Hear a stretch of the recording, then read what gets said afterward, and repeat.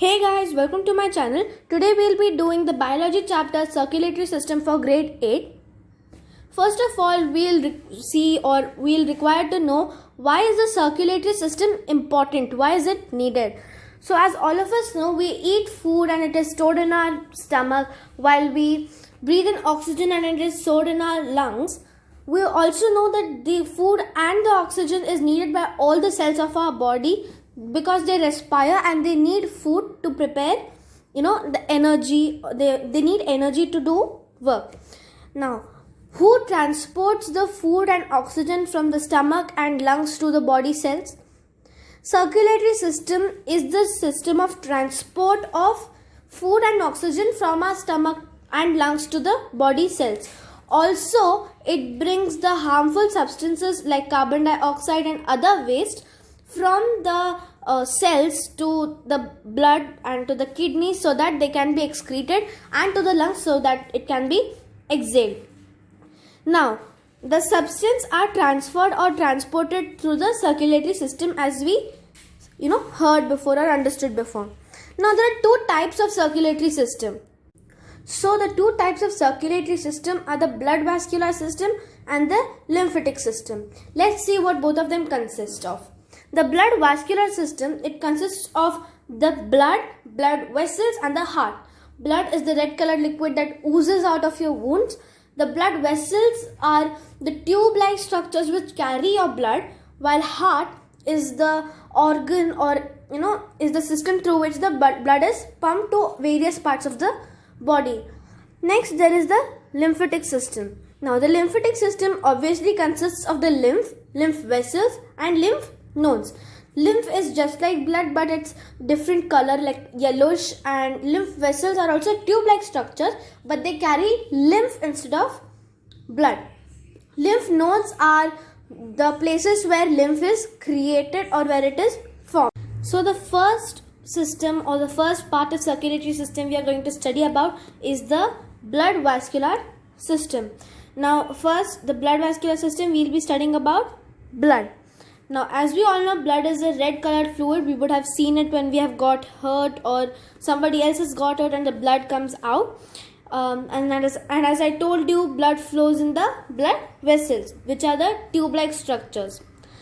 An average adult has about 5 to 6 liters of blood, and blood is mainly made up of two components. The two components are the fluid component and the cellular component. Fluid will be plasma and cellular will be cells. Cellular cells, fluid, plasma. Now, what are the parts of the blood cells? Blood cells are mainly of three types, which are red blood cells, white blood cells and platelets. These were the common names by which we know them. Now, the biological or more complex names would be erythrocytes, leukocytes and thrombocytes. Erythro means red, cytes means cells. So, erythrocytes, red cells. Leuco means white and cytes means cells. Thrombocytes we'll see in the next part or when we study about plasma. First, we'll be studying about the fluid part, which is plasma. Now, it is the fluid part of the blood, and blood cells are suspended in it, just like impurities are suspended in water. Next, the color of plasma is a pale yellow color. It makes up about 55% of the total blood. So, if we take a drop of blood and 55% of the blood will be plasma.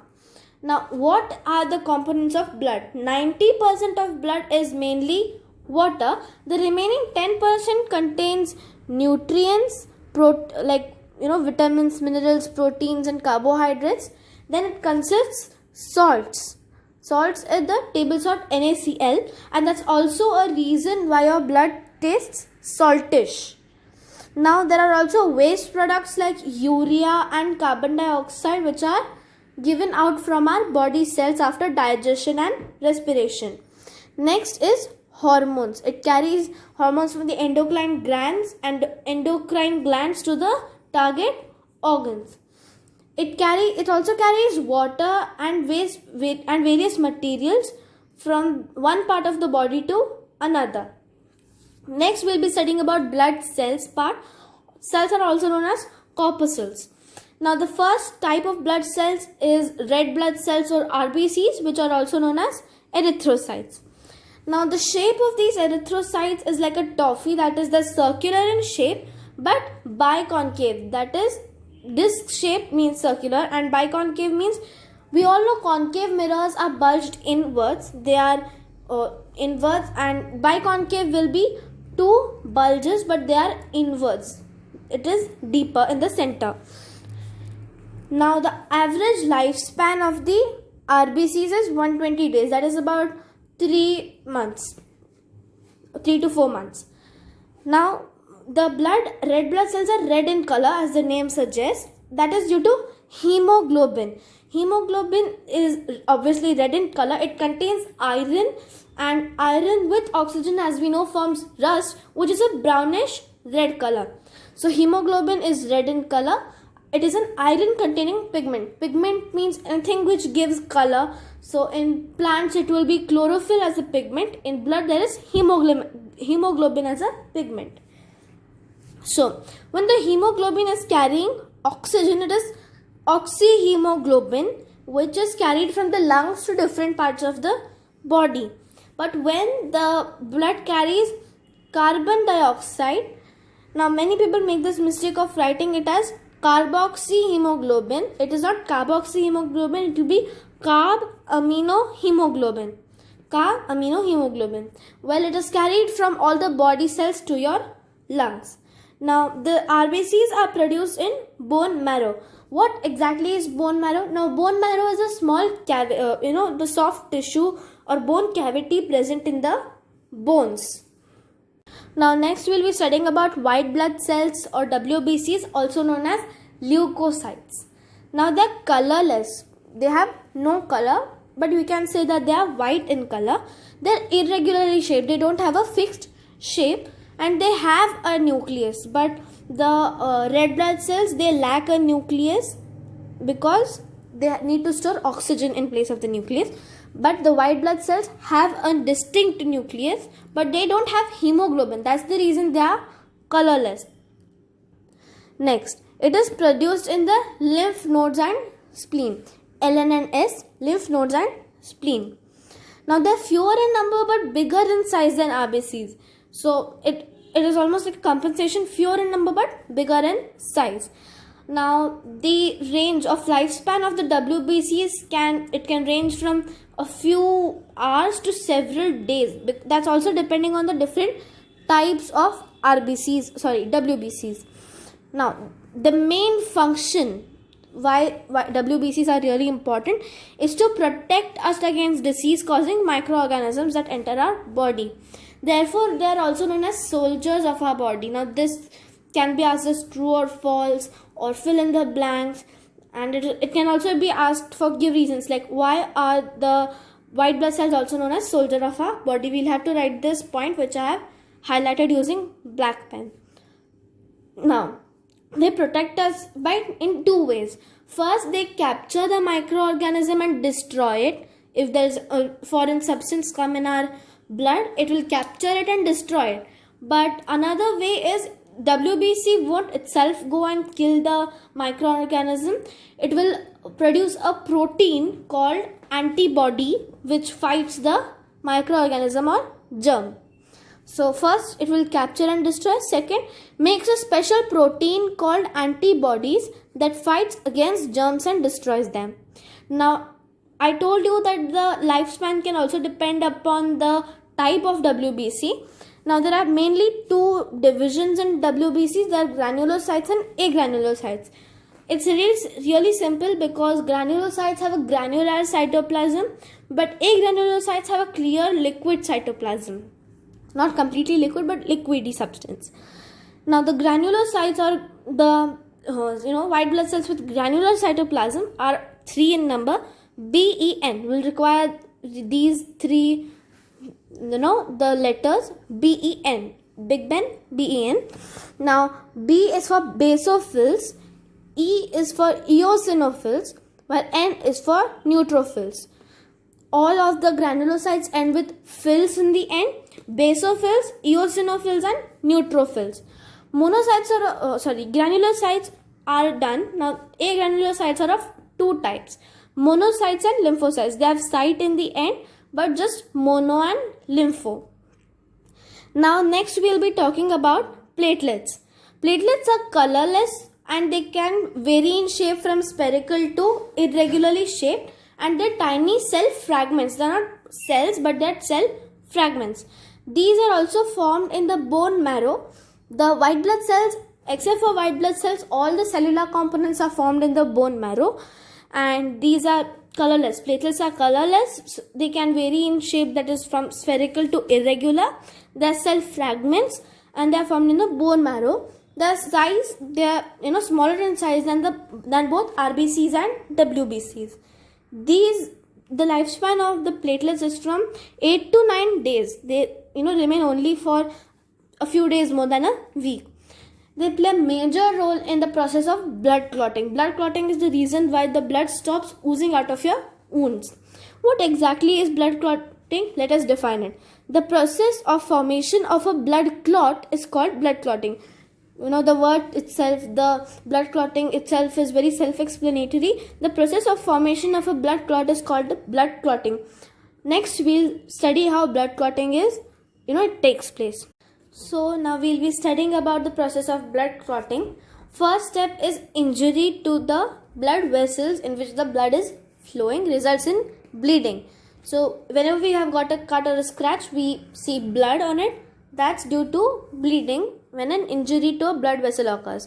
Now the second step will be an enzyme is released from the platelets. Platelets are a part of the cell in the body.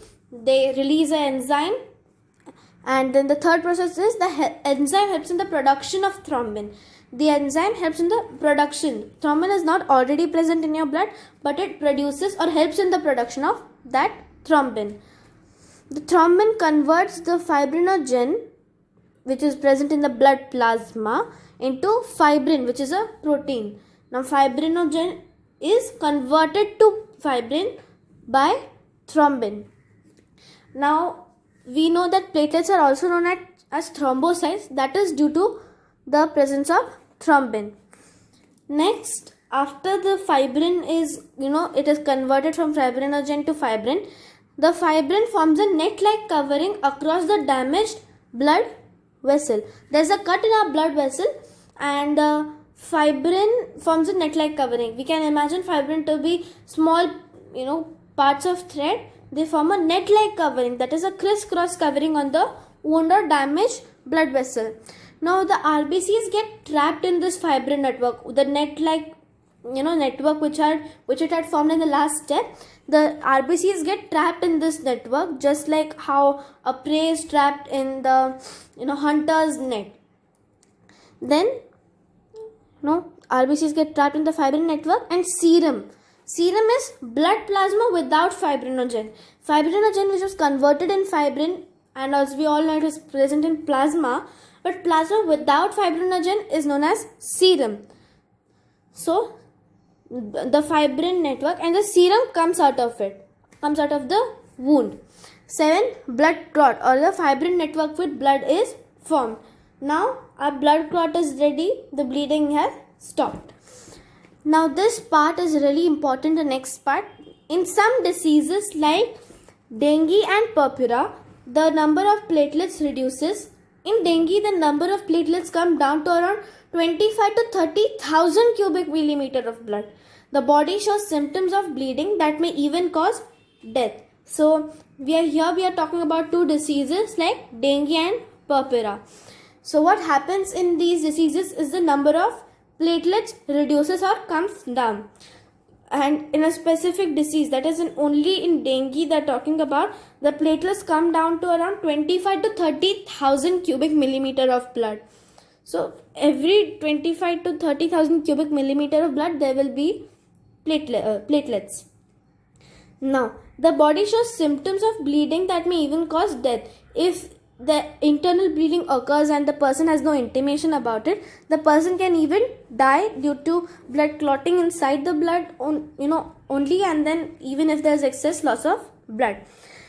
Now we'll see what are the functions of blood. This will be the last part of blood. First function is that it carries oxygen from lungs to all cells of the body. It also carries carbon dioxide, which is a waste product after respiration, from the body cells to the lungs so that it can be exhaled. After inhalation, oxygen to all cells of the body, and after the cellular respiration occurs, the waste product, that is carbon dioxide, from the body cells to the lungs to be exhaled. Second is it carries absorbed or digested food from the small intestine. We all know food is absorbed in the small intestine from where it is given to all body cells. Who does this job? It's the circulatory system who does this job. So, from small intestine to all cells of the body. Next, it is a specific function of the WBCs. It kills germs that enter our body and protects us from diseases. We read that in WBC, a very important point. Carries hormones from the endocrine system to target organs. Now, we'll be studying what are target organs in the endocrine system. So the endocrine system or endocrine glands, from there it carries the hormones to the target organs like the reproductive organs, etc. Next, it carries waste from different organs to kidneys to be excreted. As we all know, there are waste materials in our blood that are taken by the body cells. It is taken from the body cells to the kidneys to be excreted or released out of the body. Next, it distributes heat from tissues to different parts of the body, thus maintaining a constant temperature. So, if a part of the body is heated excessively, it carries that heat to the whole body, therefore maintaining a constant temperature throughout our body. There are some more functions of the blood which are given in the next page. It maintains the water and salt balance. NaCl is salt. It maintains the water and salt balance in our body tissues. Next, platelets help in blood clotting and prevents excessive bleeding. So it helps in blood clotting, as we studied in the platelets part. There is a whole process of it, and it helps to stop or prevent excessive bleeding, and due to excessive bleeding even humans can die. So that's a good point. Next, after blood, we will be studying about blood vessels. Blood vessels are long, thin, tube-like structures in which blood flows. So we studied that in blood, that the blood flows in blood vessels. Blood vessels are long, thin tubes in which blood flows. There are three types of blood vessels. They are arteries, veins and capillaries. Arteries they are beginning from the heart, and they divide to form capillaries, which rejoin to form veins. First, we'll be studying about the arteries. Arteries are blood vessels. Now, this is a definition. We need to keep that in mind. Really, you need to by heart it. That arteries are blood vessels that carry blood from the heart to the various parts of the body. As I told you, it starts from the heart and it gives blood to different parts of the body. Next, all arteries except the pulmonary artery. So, all arteries except the pulmonary artery carries oxygenated blood. Now, this pulmonary artery, it is situated, it starts with the heart, but it carries the deoxygenated blood to the lungs, from where it is purified. Next, they have thin, elastic and muscular walls.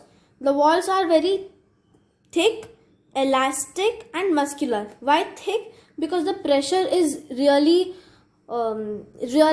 high, and that's because it is coming down from the blood heart directly. And elastic because the vessels need to contract and relax, and muscular because they need to be strong. Blood flows rapidly and with high pressure due to pumping of heart. That's the reason we require thick, elastic and muscular walls. And also the heart is pumping blood, so there will be high pressure. Now, they are placed deep under the skin. They cannot be seen, and they do not have valves. Why no valves? Because the blood is flowing in high pressure and there is no chance of the blood flowing back or rebounding. Next, the largest artery is aorta and the smallest one is arteriole. Next, we will be studying about veins. That is the second type of arteries. The blood vessels. Now, there is another definition for veins. Veins are blood vessels that carry blood from various parts of the body to the heart. Now, after the blood vessels have used, or the blood cells have used all the food and oxygen, they give out impure blood which is carried to the heart by veins. Now all veins except for the pulmonary vein carry deoxygenated blood. This pulmonary vein transports blood from the lungs to the heart, which is oxygenated.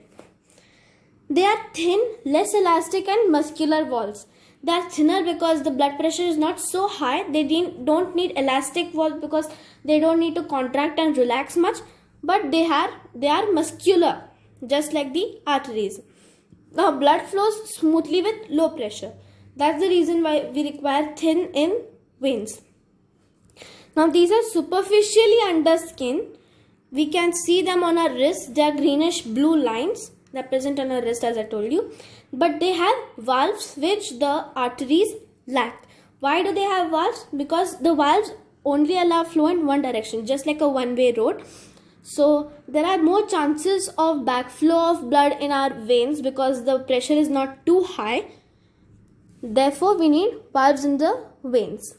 Now the largest valve is the superior vena cava and the inferior vena cava, which bring blood from the superior vena cava brings blood from the above heart areas like our shoulders, brain and face, etc.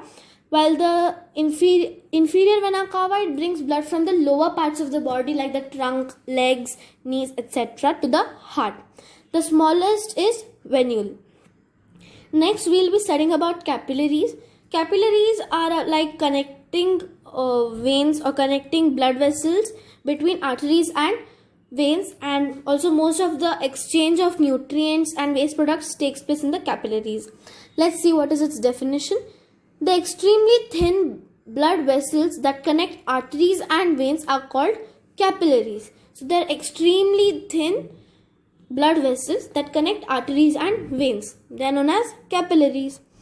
Now, the walls contain a single layer of cells and extremely thin, as we studied in the above line. The exchange materials takes place through capillaries. That's the reason why the walls of capillaries are really thin, made up of only one layer of cells. Now useful products like food and oxygen, they enter the cell through capillaries, but waste products like carbon dioxide and ammonia, they enter the capillaries and move on towards the veins. So as I told you in the beginning of the blood vessels part, that arteries divide to form capillaries, which they unite to form veins. So guys, this was it for today. In the next part, we'll be studying heart and lymphatic system. If you found this video helpful, don't forget to like, share and subscribe, and obviously feel free to comment. Thank you.